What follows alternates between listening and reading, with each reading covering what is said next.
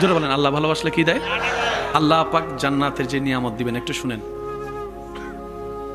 দুনিয়ার জমিনে ঘুমন্ত অবস্থায় স্বপ্ন দেখলে যেমন স্বপ্নটা বাস্তব মনে হয়, চোখ খুললে যেরকম এটা মনে হয় যে না আমি তো স্বপ্নে দেখেছি, মৃত্যুর পরে, কবরে যাওয়ার পর যেই মুহূর্তে আপনার আমার সর্বপ্রথম চোখ খুলবে কবরে, তখন এই দুনিয়ার ৬০, ৭০, ৫০ বছরের জীবনটা একটা স্বপ্নের মতো লাগবে।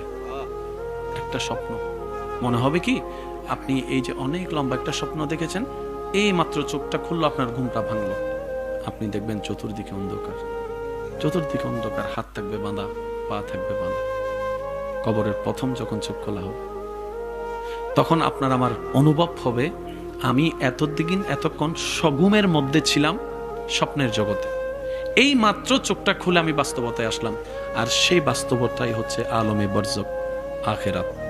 আলমে বরজক আখেরাত। মনে রাখবেন ভাইয়েরা, দুনিয়াদারি আল্লাহ করতে নিষেধ করে নাই। আল্লাহ কাউকে ব্যবসা করতে নিষেধ করে নাই, চাকরি করতে নিষেধ করে নাই, পরিবার করতে নিষেধ করে নাই। আল্লাহ শুধু এতটুকু বলেছেন, যা করার কর, বর্ষাটা আমার উপর রাখিস। আর একটু জোরে বলেন, বান্দা যা যেভাবে করার কর, সংসার, পরিবার, ব্যবসা, চাকরি কর, বর্ষাটা আমার উপর রাখিস, তবে কাজগুলো যেন আমার এবং আমার নবীর পছন্দ মতো হয়, এইভাবে করিস। তুই বিয়ে করার জন্য মেয়ে দরকার, আমি আল্লাহ মেয়ে দান করছি তো, পৃথিবীর আনাচে কানাচে হাজার হাজার মেয়ে আছে, তোর জন্য আমি আল্লাহ ঠিক করে রাখছি তো, আমি তোর কাছে মেয়েটা পৌঁছানোর আগে তুই নিজে প্রেমের জগতে ডুব দিয়ে মেয়েটাকে খুঁজতে যাইস না। মেয়েটাকে খুঁজতে, কথা বলেন না রে ভাইয়া, প্রেমের জগতে গিয়ে অবৈধ সম্পর্ক করে ওই মেয়েটাকে খুঁজতে যাইস না। কারণ তোর বিবেক বুদ্ধি যেটাকে সঠিক মনে করবে সেটা তোর জীবনের জন্য সঠিক নাও হতে পারে, নাও হতে পারে। বান্দারে, তোর বিয়ে করার দরকার, আমি জানি তো, আমি আল্লাহর হুকুমের একটু অপেক্ষা কর, আমি আল্লাহর হুকুমের একটু অপেক্ষা কর, আমি আল্লাহ দিব তো। এই দেওয়ার অপেক্ষায় যারা করে তারা পবিত্র সঙ্গী পায়, যারা নিজেদেরকে পবিত্র রাখতে পারে।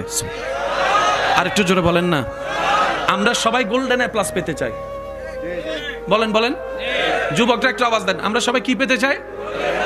একটা সময় এ প্লাস পাইলে খুশি হয়ে যেত, এ মাইল্লা ফিরার যখন থেকে গোল্ডেন এ প্লাস আসছে তখন থেকে এ গ্রেড পাইলেও মানুষ কিতাব হয়ে যায়। ঠিক বলেন না? ঠিক। আমি যে কথা বলছি মাইকের আওয়াজ যদ্দূর যাচ্ছে একটু খেয়াল করে শুনবেন।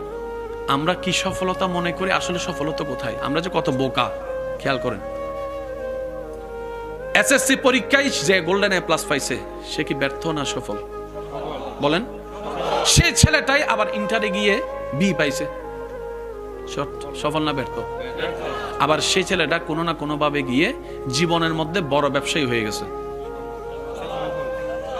বলেন বলেন বলেন, আরো জোরে বলেন। পড়ালেখায় তেমন ভালো